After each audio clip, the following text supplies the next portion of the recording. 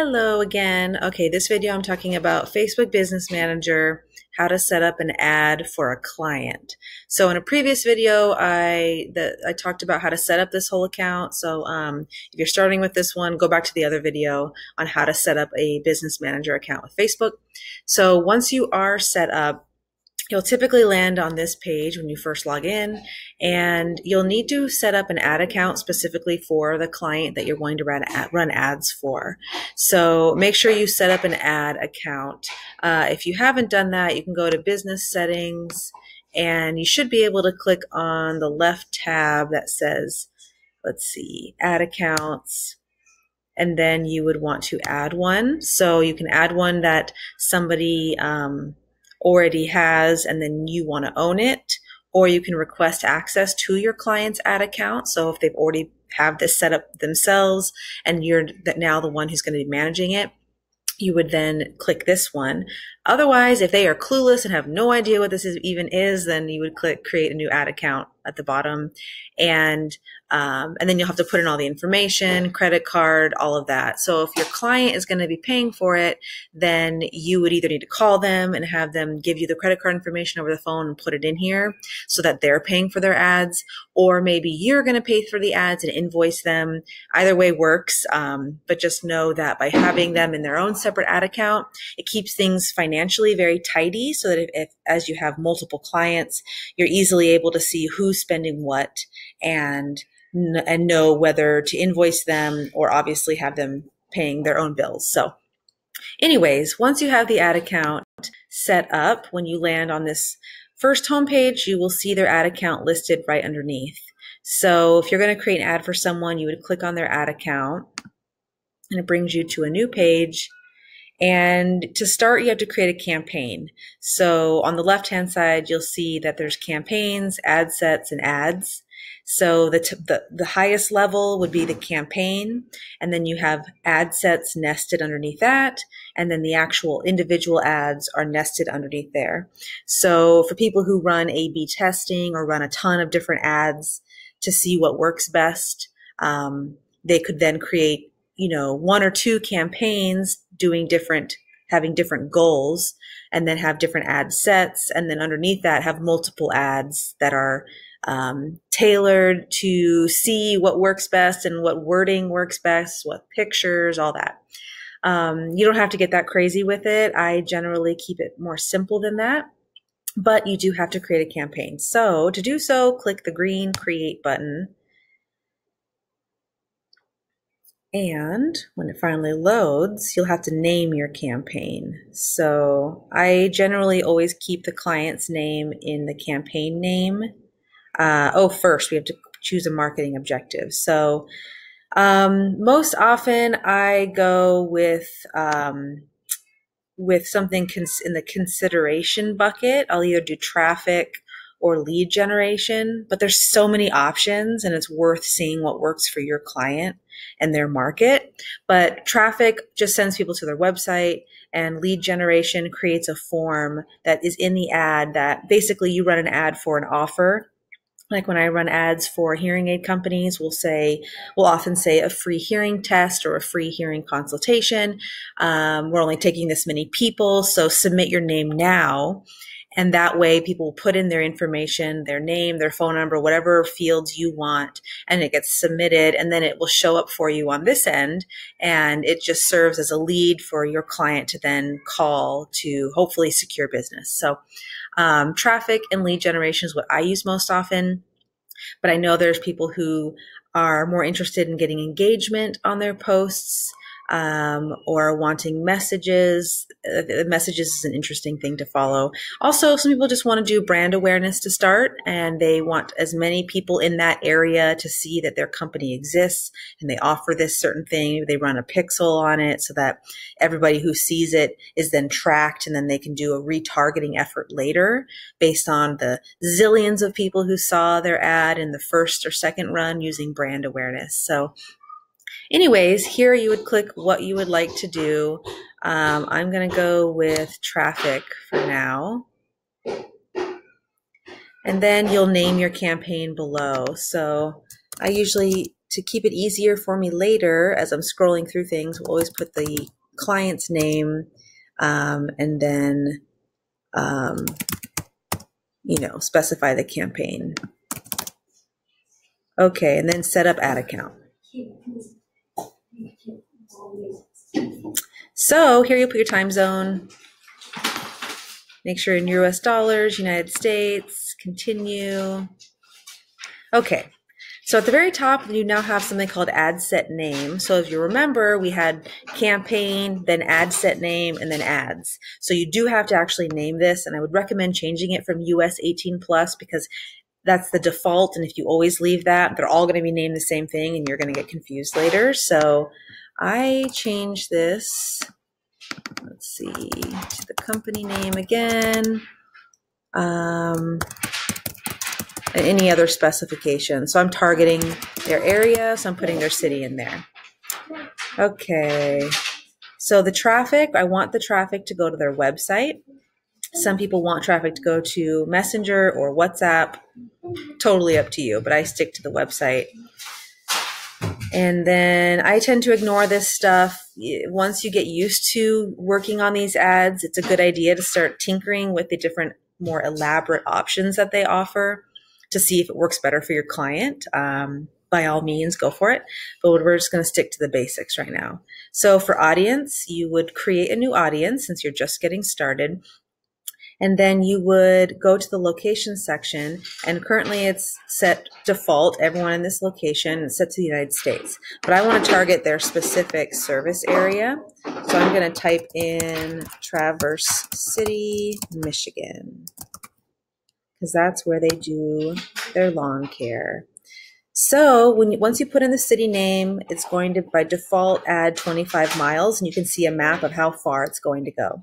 So depending on your client and how far they're willing to drive, or realistically people drive to them, you can change the radius of how far the ad's going to show around them. So I'm going to put 20 miles away because I know that they will drive to people's homes.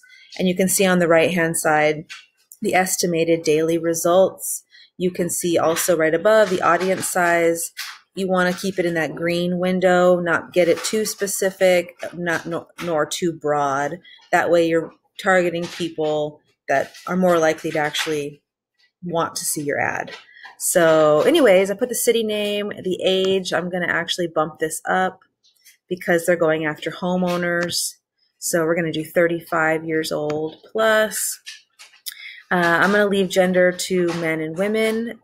Do keep in mind that women are more likely to interact with Facebook ads. So if you are running offers or hoping for more engagement or whatever, it's worth trying just targeting women. We do this a lot in the hearing aid, with our hearing aid practice clients, because women are more likely to share the posts, sign up their husbands, their brothers, their whatever. They're just more likely to do stuff than men are.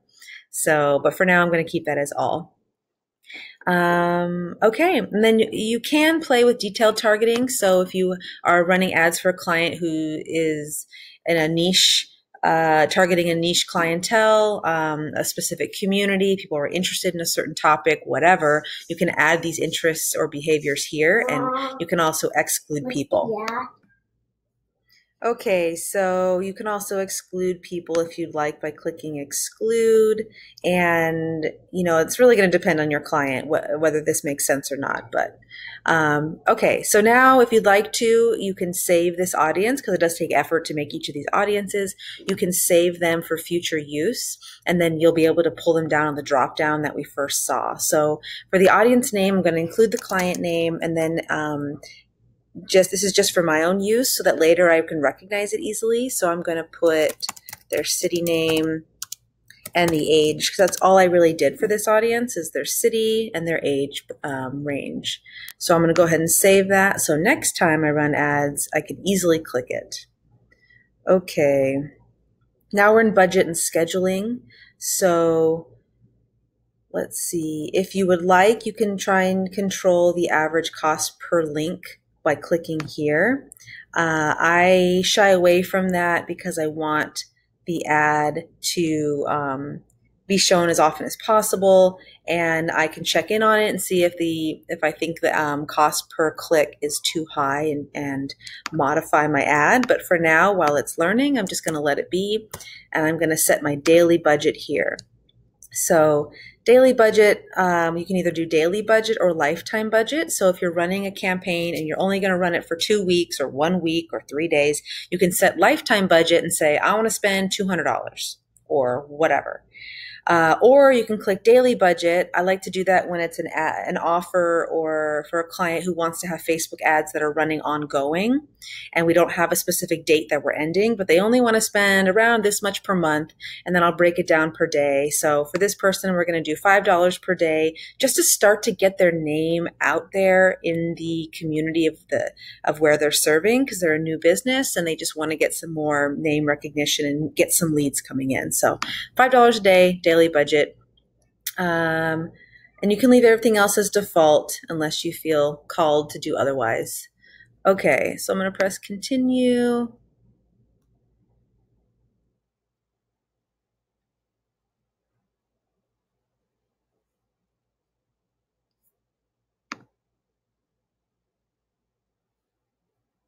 Okay, so now we're actually creating the ad itself. So you'll see now we have the option to name the ad on top. So I'm going to, again, put their company name and put ad 1 just to start. So now you have to go into the identity section, and you have to actually choose a Facebook page that this is associated with. So on the drop down, you should have the Facebook page for your client should show up for you underneath here. There are times where it doesn't, and I found that the reason it doesn't is because you have set up your Facebook manager and done all that correctly, but you actually have to go into the business settings section, then click on the pages tab and actually assign the page to you personally. Otherwise, it's not going to show up here, even if you're logged in to the manager account that actually has access to the page. It's kind of a funny thing. So if you're not seeing the page here, try going to your pages settings section within Business Manager and assigning the page to yourself. Okay, so I'm going to click on their name here. And then if you have an Instagram account connected to it, you can then also associate the Instagram account here. It's not required. I actually don't ever do this because they will still show Instagram ads whether or not you're associated with the Instagram page or not. Will make it so that when the client is looking at the Instagram ad, they can't click through to an Instagram page. Instead, they'll just go to your website or to the lead generation, whatever form you set up. So, okay. So that's done. Now you have the format of your ad. You can either do a single image or video. You can do a carousel of images or a group of pictures or videos, the collection. So I often stick with single image or carousel, your call. And then here's where you'd actually upload your images. You can look through their free stock images. I often go to a website called unsplash.com. There's a lot of beautiful images there that you can search through, and you can find specific topics to make it make sense for your client. That way you don't have to spend a bunch of money on stock images. So there you would upload the image. Once you upload the image, it'll give you a drop down to let you customize it for each platform. So for example, if you wanted to upload a separate square picture or crop the picture differently for Instagram, since it shows up square versus what it shows up on desktop for Facebook, for example. So that's that. And then within the link section, here, you're going to put the actual URL that you want to send people to. So when they see the ad, where do they actually click on if they're interested? And you can change what it says for the button. So learn more, they can, depending on what the landing page that you're sending them to says, you'll want to find whatever of these options makes the most sense to match what they're going to see when they click on that page. So then you would also scroll down and you would want to put in the newsfeed link description and your headline. And as you do all these, the ad is actually going to show up on your right-hand side. So you can see what it's actually going to look like.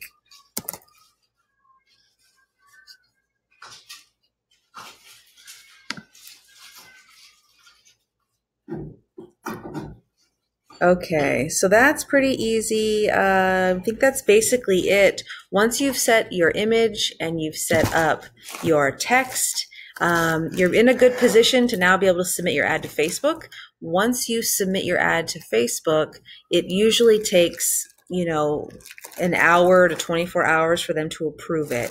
If they don't approve it, it's possible that your image that you submitted has too much text on it, or it goes against their rules. Like if you're in a healthcare, if you're creating an ad for a healthcare client and you say any words like you, and you're saying, do you have this condition? Then they'll often reject it because you're not allowed to target people based on disability, things like that. So if you're getting rejected by Facebook, you'll want to look into the reasons why and maybe just change the image that you're using or change up your copy and see if that helps.